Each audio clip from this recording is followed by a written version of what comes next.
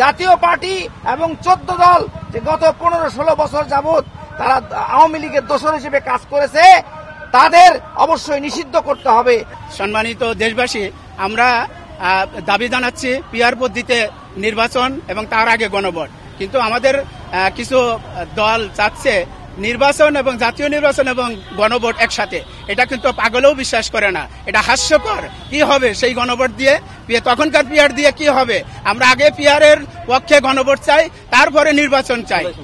জুলাই সনদের বাস্তবায়নের ভিতরে, জুলাই সনদের ভিতরে পিআর অন্তর্ভুক্ত করতে হবে আমাদের এই দাবি। জালেম শাহীর স্বৈর শাসকের জুলুম, নির্যাতন, হত্যার বিচার আমরা দৃশ্যমান দেখতে চাই এ দেশবাসী।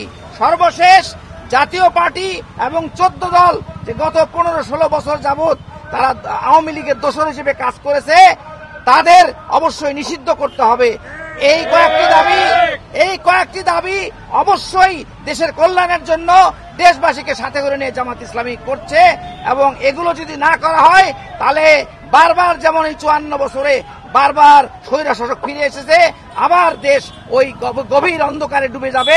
এটা এই ভয়েই, এই আশঙ্কাতেই জামাত ইসলামী দেশের কল্যাণের জন্য এই দাবিগুলো জানাচ্ছে। আমরা পিআর পদ্ধতি বাস্তবায়ন চাই এবং জুলাই সনদ বাস্তবায়ন চাই, এবং বৈষম্য বিরোধী যত বাংলাদেশের স্বাধীন একটা রাষ্ট্র, সব ধর্মের লোক যেন এখানে সুষম বন্টনের মাধ্যমে রাষ্ট্রের সমস্ত সুযোগ সুবিধা ভোগ করতে পারে এবং দুর্নীতিমুক্ত একটা রাষ্ট্র আমরা কায়েম করতে চাই ইনশাল্লাহ। পিআর পদ্ধতি যাতে নির্বাচন হয়, আমরা সেই পদ্ধতি চাই। বর্তমান যে পদ্ধতি আছে সেটা দিয়ে স্বৈরাচার তৈরি হবে। আমরা চাঁদা মুক্ত, সন্ত্রাস মুক্ত, লুটতরাজ মুক্ত একটা রাষ্ট্র চাই। এর জন্য বর্তমানে যে সিস্টেম আছে এটা পরিবর্তন করতে হবে। এই পরিবর্তন করেই পিআর পদ্ধতি আসতে হবে, নাহলে স্বৈরাচার তৈরি হবে আবারও। তো আজকে আমাদের যে মানববন্ধন আপনারা সবই জানেন, তারপরে বলছি দাবিগুলো আপনারা জানেন। তো আমাদের আসলে শুধু আমাদের কেন, এই দেশের সকলের প্রত্যাশা, আপনাদেরও প্রত্যাশা, এই বাংলাদেশ বিগত যে 53 বছর যে শাসন হয়েছে, 53 বছরের পরে লাস্ট যে 17-16 বছর যে শাসন হয়েছে, ফ্যাসিস্টরা যেভাবে শাসন করেছে, বাংলার মানুষ জিম্মি ছিল। আমরা সেই জিম্মি হইতে চাই না। এই জন্য আমরা জুলাই অভ্যুত্থানে আমরা এই ফ্যাসিস্টকে সরিয়েছি এই জিম্মি মুক্ত হওয়ার জন্য।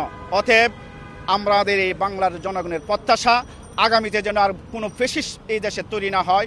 আগামীর বাংলাদেশ হবে সকল শ্রেণী পেশার মানুষদের নিয়ে একটি সুন্দর সোনার বাংলাদেশ, যে বাংলাদেশে সকল মানুষের অধিকার ফিরে পাবে, প্রত্যেকের বাক স্বাধীনতা থাকবে, প্রতিটা মানুষ তার অধিকার পাবে, প্রতিটা ধর্ম বর্ণের মানুষ, শুধু ইসলাম না, শুধু মুসলিম না, প্রতিটি ধর্ম বর্ণের মানুষ এই বাংলাদেশে তার অধিকার নিয়ে বসবাস করবে, এবং প্রতিটি সেক্টরে দুর্নীতিমুক্ত করার জন্য এই আমাদের যে প্রত্যাশা, কোন রাহাজানি গুম এই জন্য না হয়, এগুলি হলো আমাদের প্রত্যাশা।